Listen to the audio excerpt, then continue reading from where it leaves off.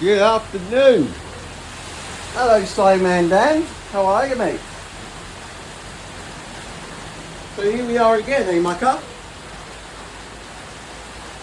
The moon has nothing to do with the tides on this planet, okay? Nothing to do with the water at all. But you have got this thing where you always say, no. Loads of studies have been done in the past. We've got observations that have been going on for yonks. Aye. What are we going to do with you, mate? Eh? What are we going to do with you? There are so many people claiming so much knowledge that cannot be known, right? There's so many people who are making out they're a lot more intelligent than they really are.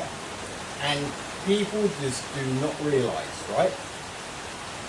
A couple of your punters, what was that guy, what did he say?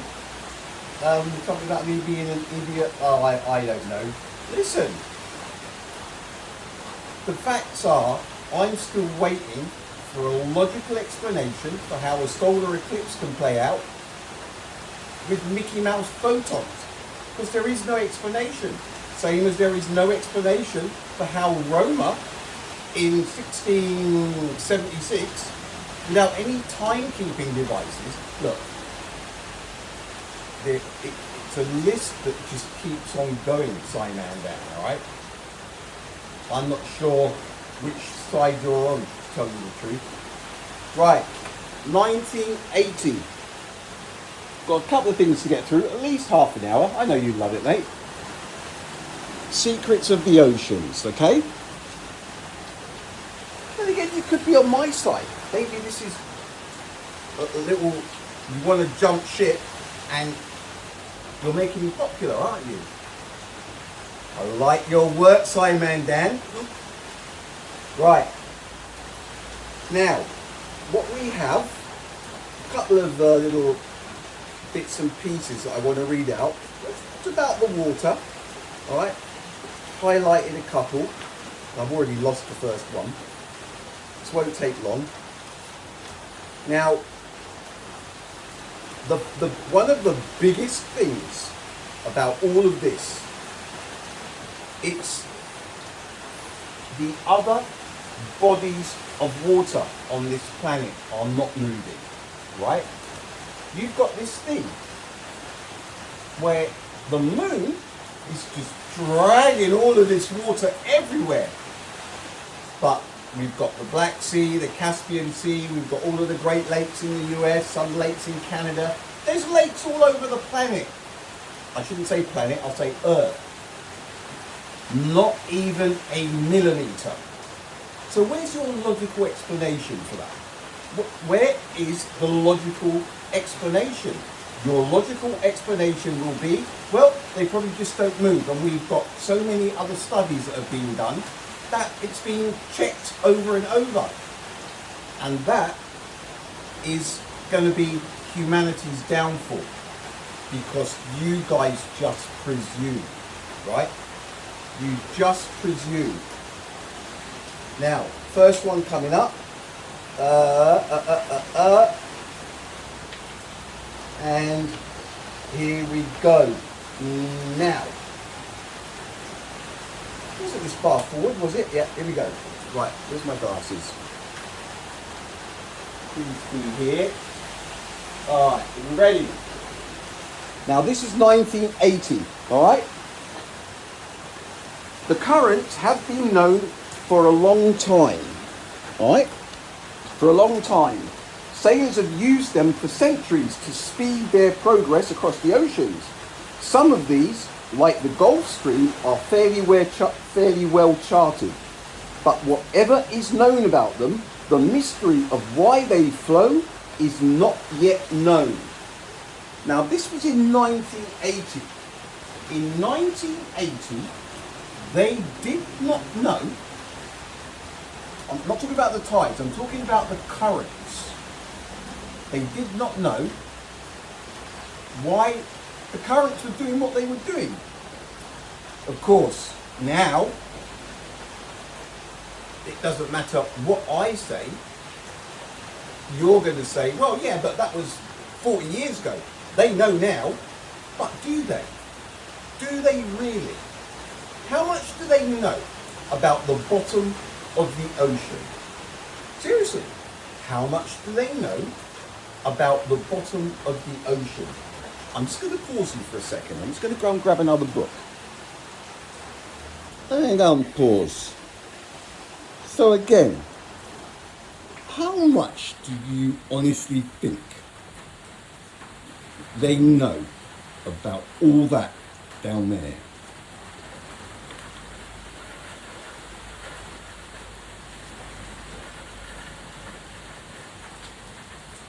See, you guys are of the belief that they know everything, aren't you? The science this and science that. They've got everything covered. No, they haven't. No, they haven't. All right, let's move on. Let's go to page 54. Right. Now this is where we get to that bit, right? It's never far away. The link between sun, moon and tides has therefore been observed for centuries. However, people did not know the reasons for the interaction. The why of it was provided by Isaac Newton in 1687 with his principle of gravitational pull, on which the whole basis of tidal movement rests. According to Newton's scientific finding, every single piece of matter on Earth is attracted by the gravitational pull of the moon. Even the land has tides, but because it is a solid crust on the liquid mantle of the Earth, it moves very slightly. Fluids move so much more that there is a tidal range in any body of liquid, even in a cup of tea or coffee, if you could possibly measure it. Now, it's right here again. Newton. The same as thrust in a vacuum. You just don't see. You refuse to see how stupid this is. Alright? You refuse to look at the claims of these people like Römer and Lagrange and Newton, etc., etc. 2, 3, in some cases up to 350 years before the stuff was needed. Newton, an apple. An apple. What did he know about water, about tides? Irrelevant. It's about gravity, because he saw an apple fall. And he went, oh, apple, oh, the moon, it must be gravity. This is how you guys roll, right? That's all you need. That's all you need. Here we have loads of massive lakes and seas, right? That don't budge even a millimeter, right? And it's highly illogical, especially knowing how much the oceans are moving, the tides and the currents, right? But you will not question it. Your explanation for why the Caspian Sea doesn't budge even a millimeter, right? Or the Black Sea, or the lakes, or your explanation will be, oh look, science, we've got that all sussed. It's a disaster, seriously.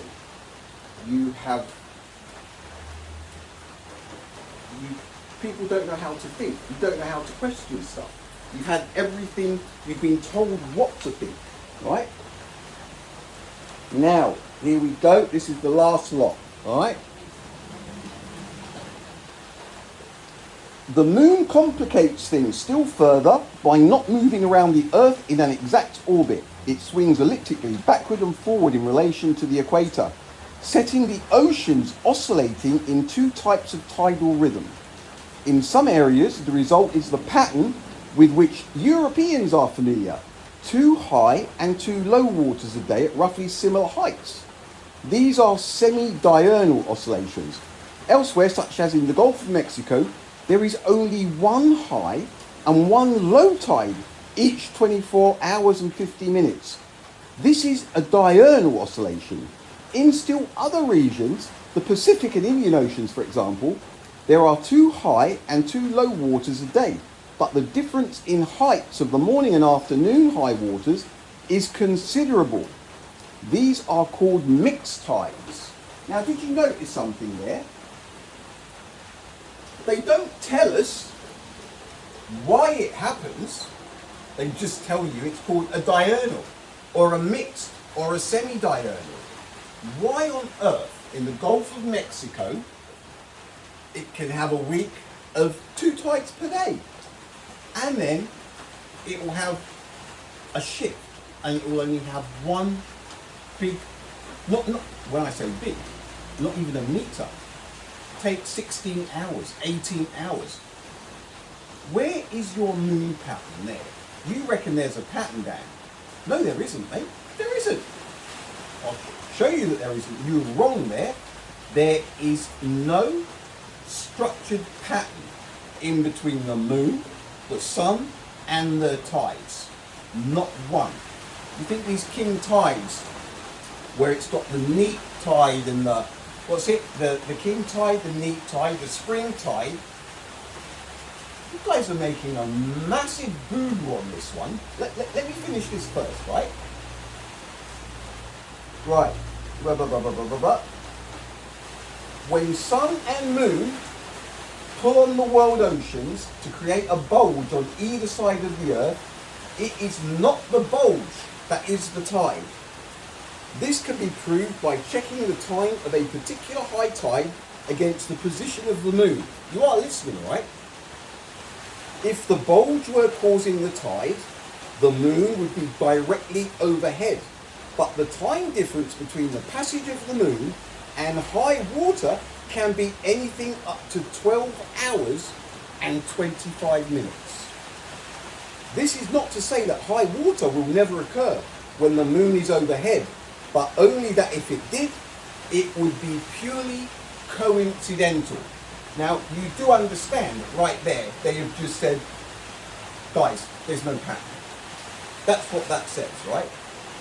But you cannot accept this because the moon landings, 1/6 of Earth's gravitational pull.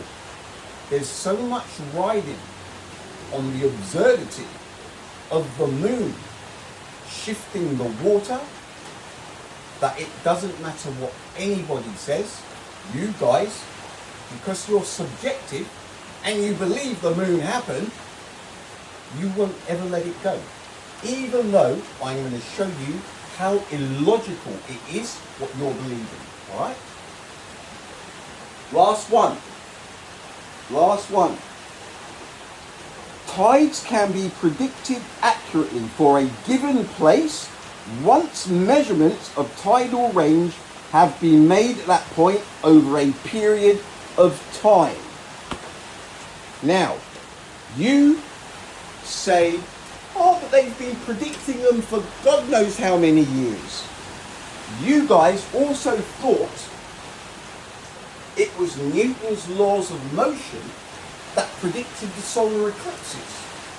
The orbits, the elliptical orbits, etc. It's got nothing to do with Kepler, Newton, or any of the others. The solar eclipses happen in a sequence. They're called a saros, and it is something that has been known.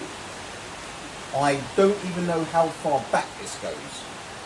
Once a solar eclipse starts somewhere, it takes about, I think it's 1600 years for the whole thing to play out. It goes in stages. You'll get a tiny sliver of the sun missing because of the moon the first time that there is a solar eclipse in a certain place. 18 years and 3 weeks and a day later, you will get the next Saros, or the next in the sequence, and there'll be another tiny sliver of the sun covered. And then it goes 18 years, 3 weeks, and a certain amount of days after that one, it happens again, and again, and again. And it just gets further, further. The moon covers more of the sun up each time. 18 something years between each one. So that eclipse that you guys had in April, was it last year? In 18 years and 3 weeks or something, you'll have another one right there. But you had a full solar eclipse, so the next one will be just past a full solar. It will be nearly a full solar eclipse, but not quite. And that is how they are predicted. It's got nothing to do with future predictions. It is because of the patterns that are behind us. And it is exactly the same with the tides. I fish. They say midday, it's going to be high tide. Give or take half an hour, 40 minutes, maybe even more sometimes.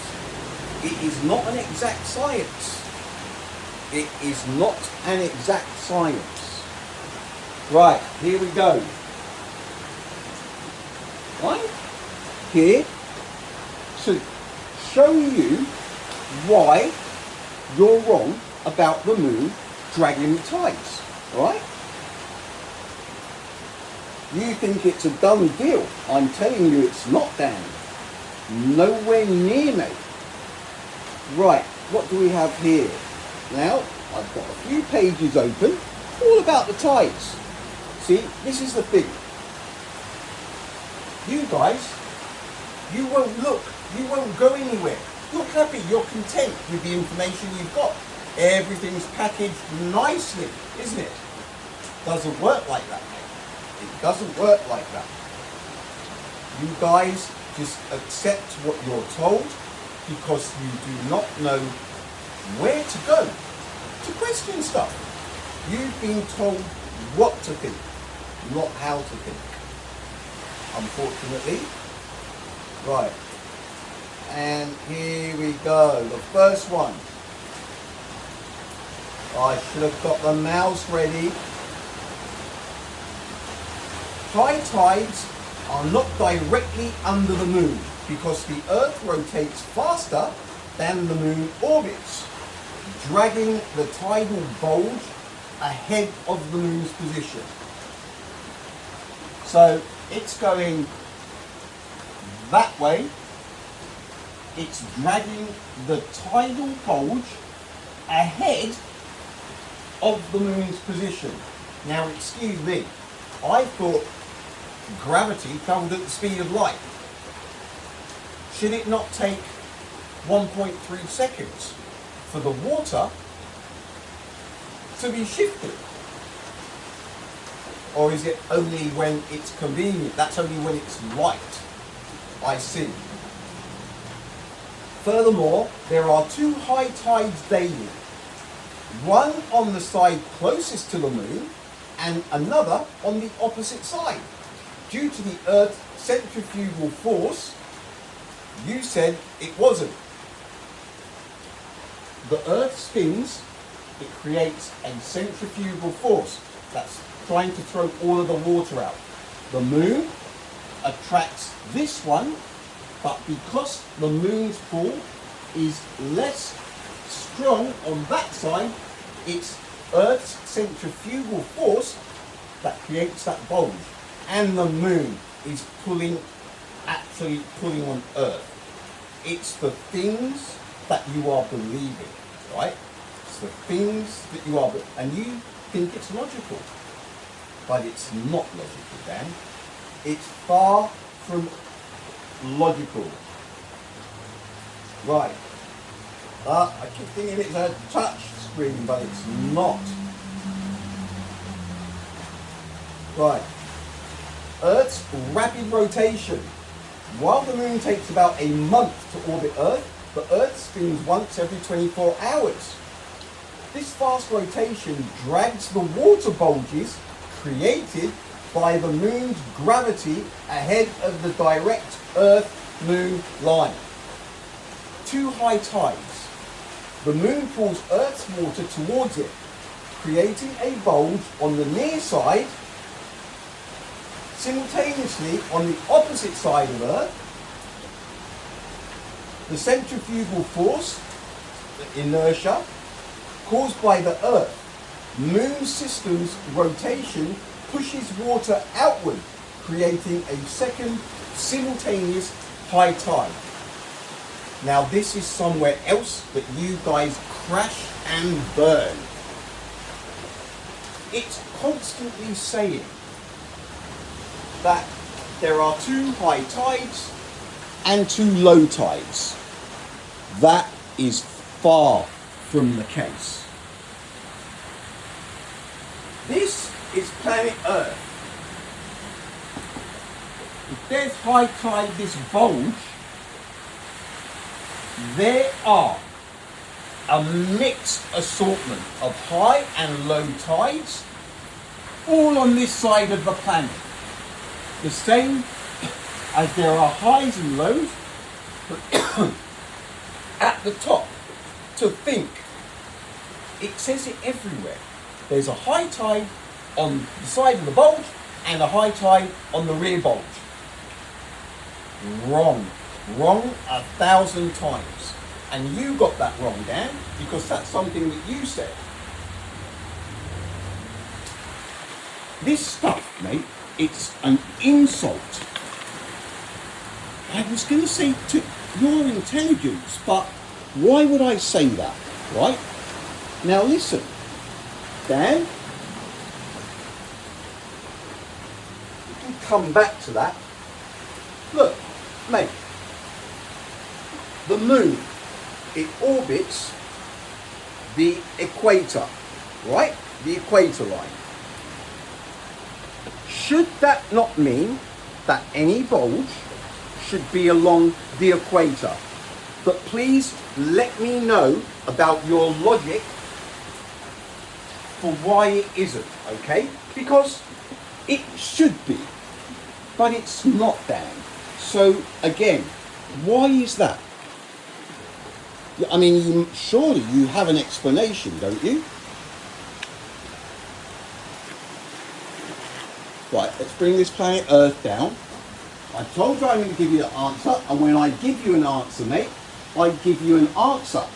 I don't cut corners, and I don't say things like, oh, well, we've got studies.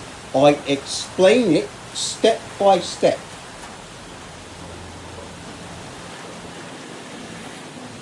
Earth spins anti-clockwise. The moon, as we know, look at this, multicolour, I've got so many moons on the go. It's spinning, it goes around Earth anti-clockwise, but slower than Earth is spinning on its axis, which then gives the impression that it's moving from east to west in the sky. So it's moving that way because of our speed. If Earth stopped, then the moon would be going that way, wouldn't it? And we would be seeing it go from west to east. But because Earth is spinning faster than it's moving, it gives the impression that it's going from east to west. But along the equator. North, south, north, south, north, south. I'm sure you agree with me there. It's good to hear you agree every now and then with stuff that I'm saying. Now, the bulge. It's suggesting that the bulge, I mean, one would presume the way that it's drawn, that the equator would be somewhere along there. Common sense, sorry. That's what we would presume. If that is the case, the bulge should be along the equator. But it's not there. No, it's not. Because the highest tides on this planet, the 4 highest tides on this planet are the Bay of Fundy, Angava Bay in Quebec, the Cook Inlet in Alaska, and the Bristol Channel in the UK. How on earth is that possible if the equator line is there?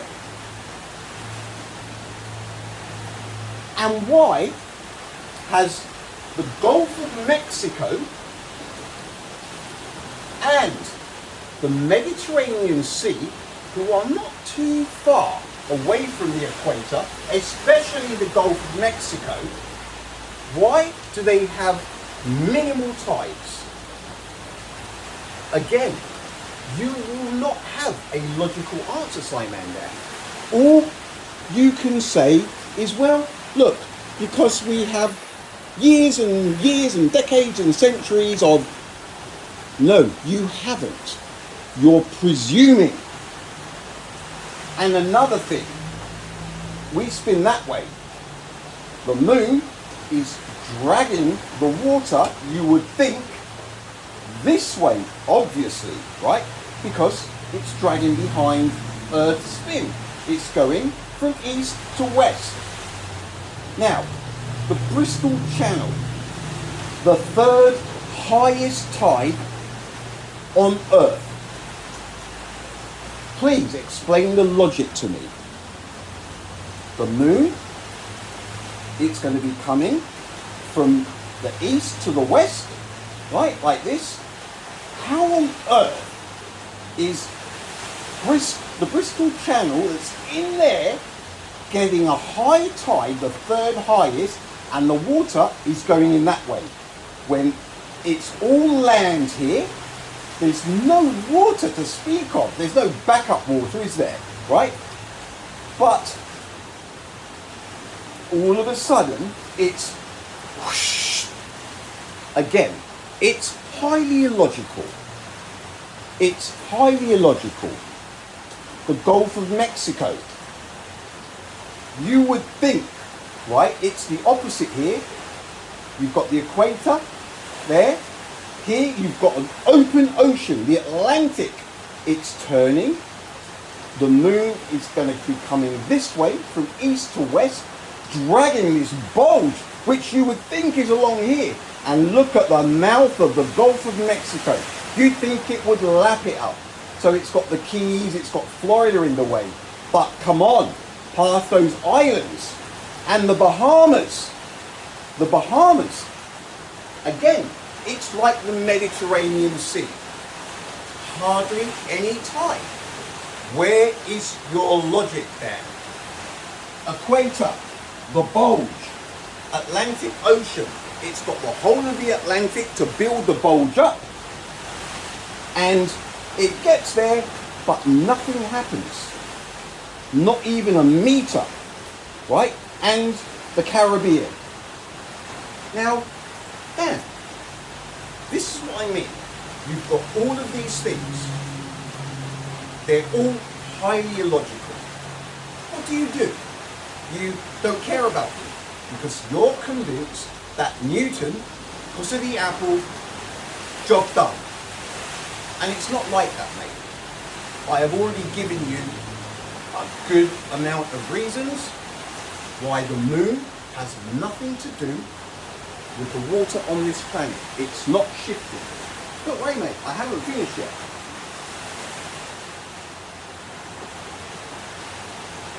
Right, let's go to this one.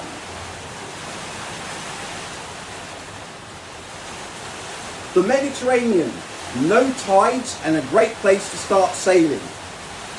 You may come across the terms tidal and non-tidal with reference to RYA sailing certificates. Oh, look, all right, sorry, my bad.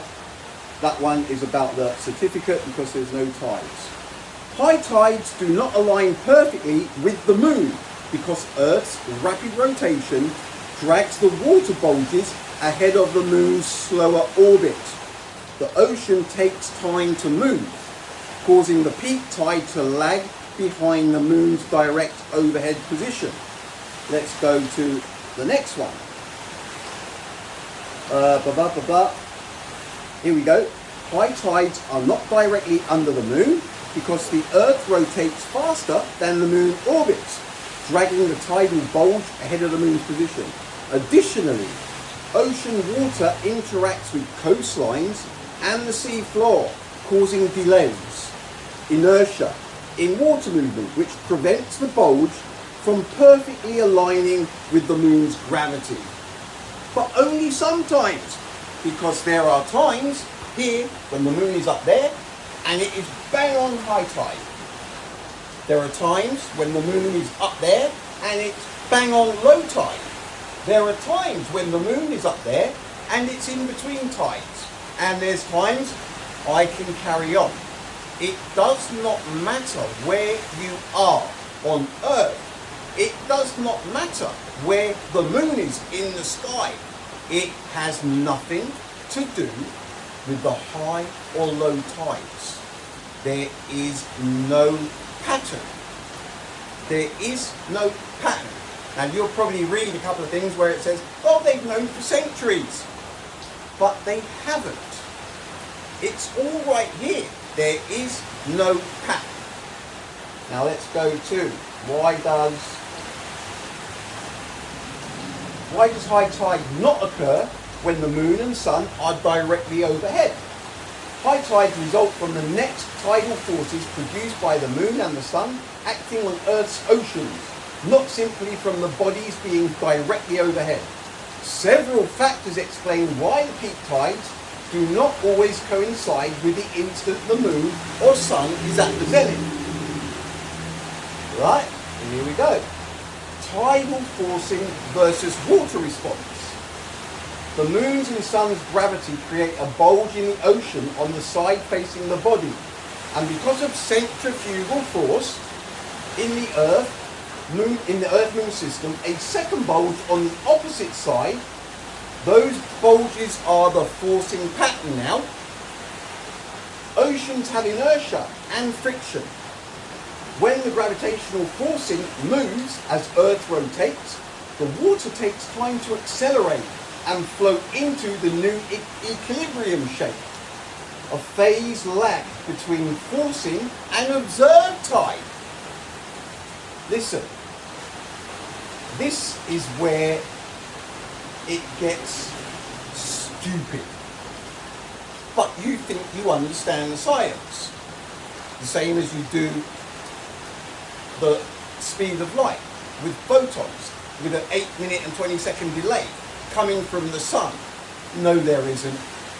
No, there isn't, because any time you put an object up towards the sun or any other light source, it is as clear as day that it is the actual light source being blocked. Light, shadow. There's no photons. I know it's just in here, but if that were the sun out there, it's exactly the same. It's the light source being blocked. Look, it's the same old, same old. And then I ask people, those who give it all this, calling me an idiot, for explanations for stuff, and everybody disappears.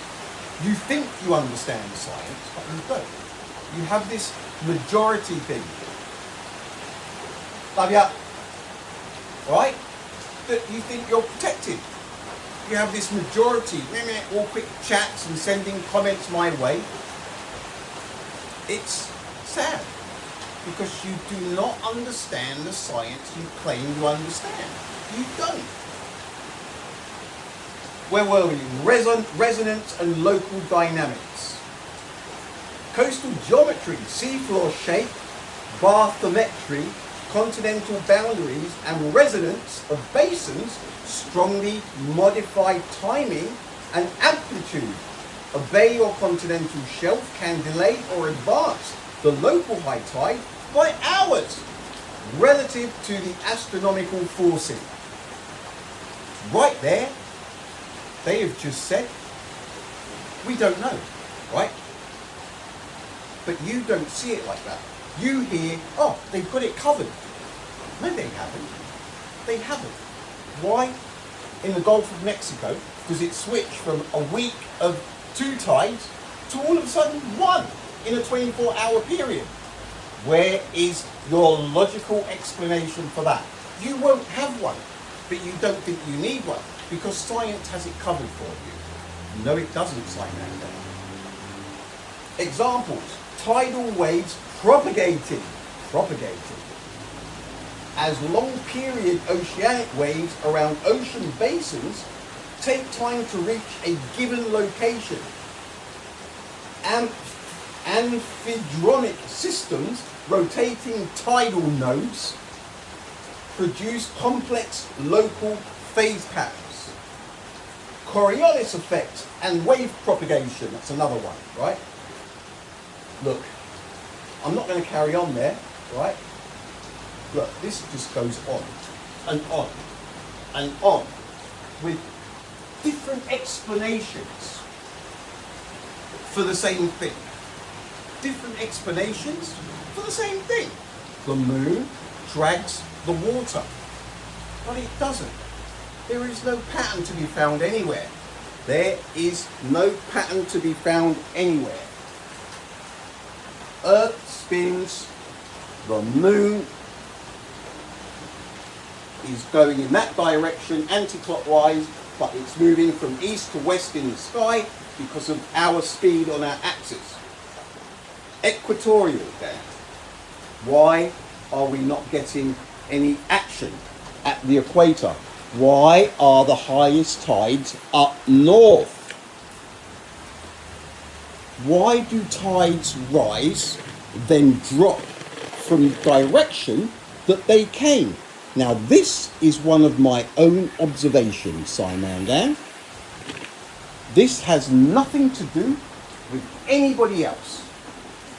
I asked this question because it's something that I noticed, and I've never heard anybody else talk about this. I've fished in quite a few different places. You can be out in the water, and when you're out 30 miles,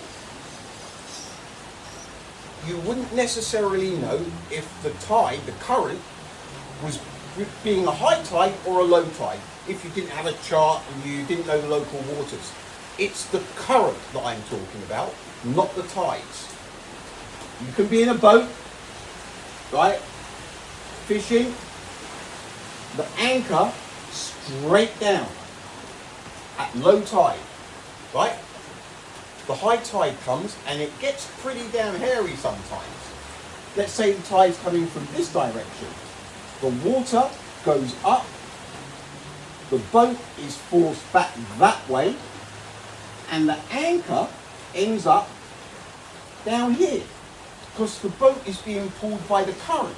That goes on for about anywhere between 5.5 to 6.5 hours.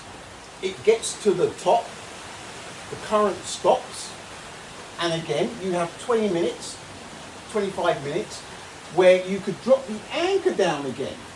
You'd be that much higher up, but you wouldn't know it if you're out deep.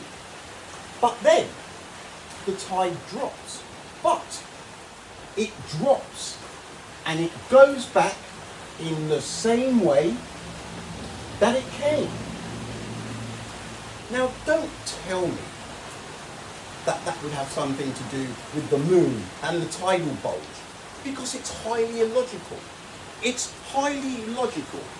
If the moon were creating the tides and you had a tidal bulge and you had a high tide in the middle of an ocean, it happens everywhere, right? You're fishing anywhere, bang, the tide, the moon, it comes up high, you'd expect the tide to carry on over. So you would have the current coming in and then going, but carrying on in the same direction. Water up, water down. But it does not do that.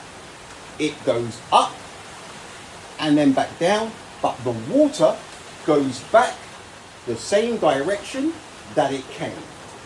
Where is the logic in that? Don't tell me. You're going to find some kind of logical reason, but it will have something to do, well, look, the science has been working for us for X amount of centuries. You will not have a logical answer for that question either, because there isn't one. it's illogical. It doesn't make sense. If the tides were being created by the moon and you're out fishing somewhere 30 miles out and the current's coming up, you would expect the current to carry on back down, carry on the same way that it carried on, same way it came, but keep on going that way. But it doesn't. It comes up and it goes back down. Right? Why don't other alright, I've got that one. Why don't other bodies of water move? We've got that one. Explain rogue waves. People, they always go, yeah, but it's the storms and this and that. No. I am talking about a 30-meter wave coming out of nowhere in calm weather.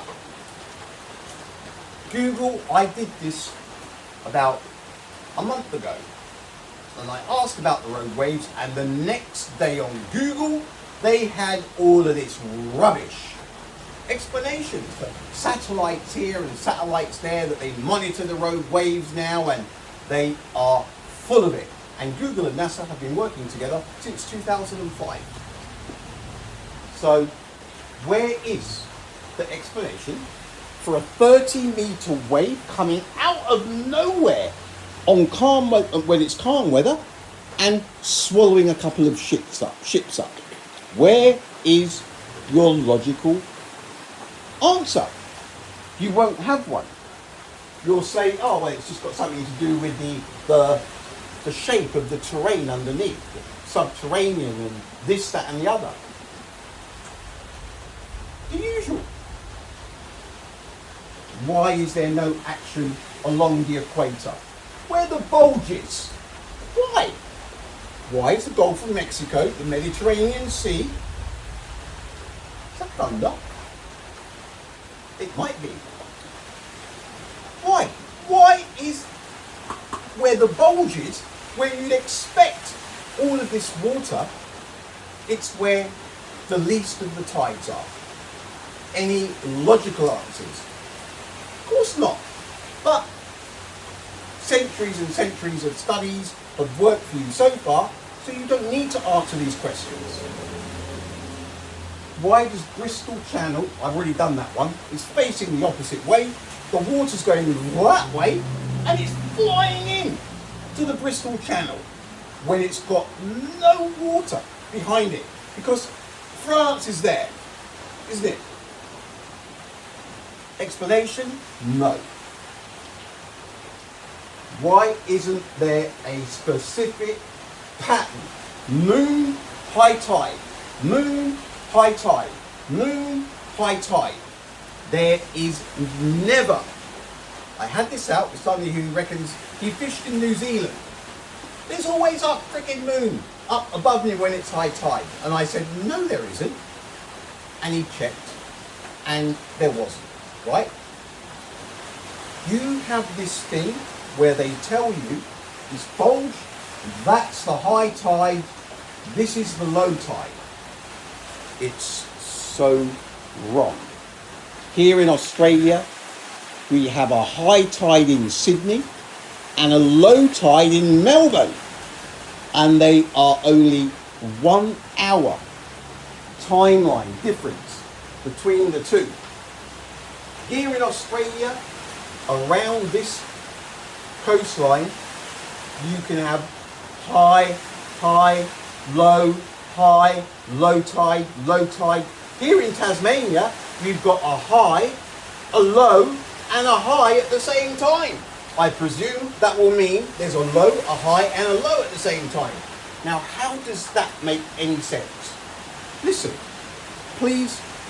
You are having your intelligence insulted daily by the same people that brought you the speed of light and the moon landings. When your fans call me an idiot, you are using me as a mirror. So it's the person calling me an idiot who is the idiot. I don't suffer from Dunning-Kruger, and I don't suffer from cognitive dissonance.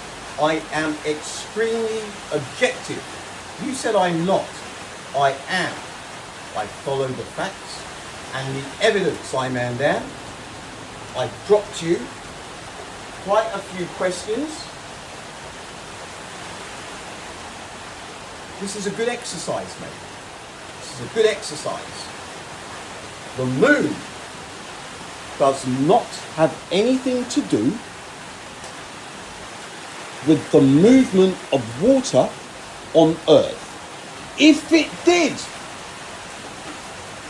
the smaller bodies of water would be moving as well, but they're not. There would be more action at the equator if the moon was dragging on the water, but there's not. The highest tides would be along the equator, but they're not. The 4 highest tides on this planet are all up above the 60-degree line, between the 60 and the 50. It's illogical. The bulge, it's a myth. How can there be a bulge here? What bulge are they talking about? They make it sound like we're covered in water. There is something else displacing the water on this planet, on Earth. It has nothing to do with the moon. Slam dunk. You guys cannot accept it, even though, how many reasons have I given you?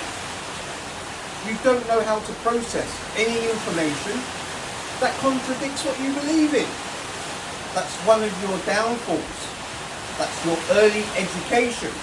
It triggers you when you hear something like this. The evidence and the facts far outweigh any of your studies, any of your observations that have been made over centuries, because you are presuming they are lying. The moon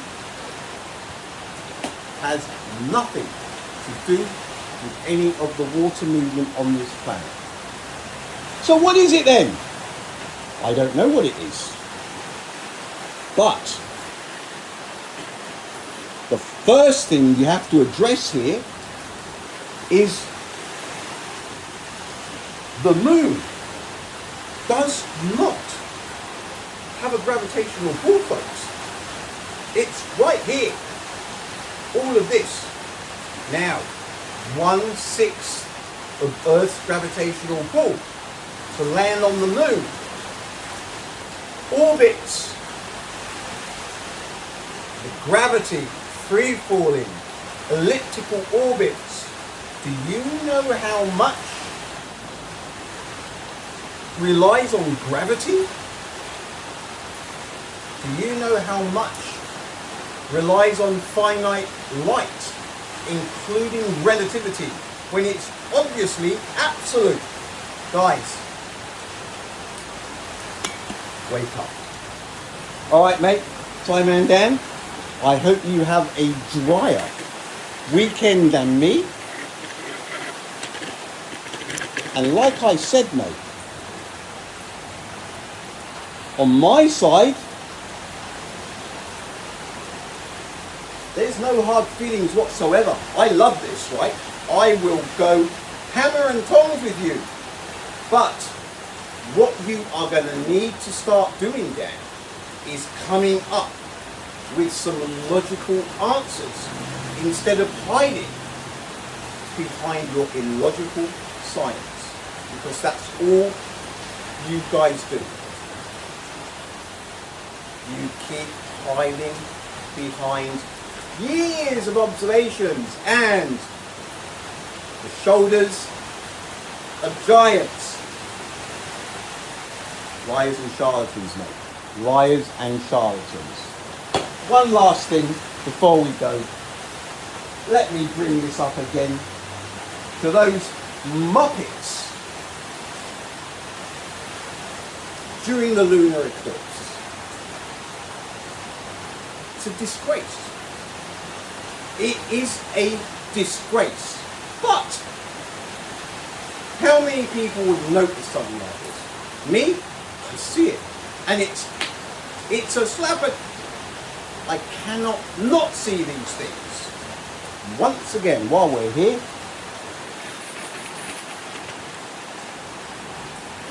planet Earth spins anti-clockwise. The moon. Let's do like this. Orange on the left, white on the right. It is spinning anti-clockwise, tidally locked. Tidally locked.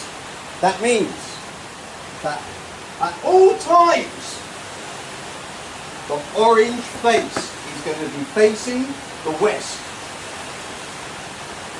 Always. The orange face is what people are going to see come up in the east, and it's going to be the white face that they see disappear in the west. Always and forever. There will never be a time when it does that. The reason being the distance between Earth and the moon. They would never look. Once again, it's just another insult to people's intelligence. I question it. Valid questions. There is not a logical answer, but your answer, and all of you, is no, the science explains it perfectly. It's because you do not understand your own science. You don't use logic and common sense. Everything's in relation to the observer. It can change at the drop of a hat, can't it? Convenient. That's why the planet's in such a mess, mate. All right, folks, have a great weekend. Latest.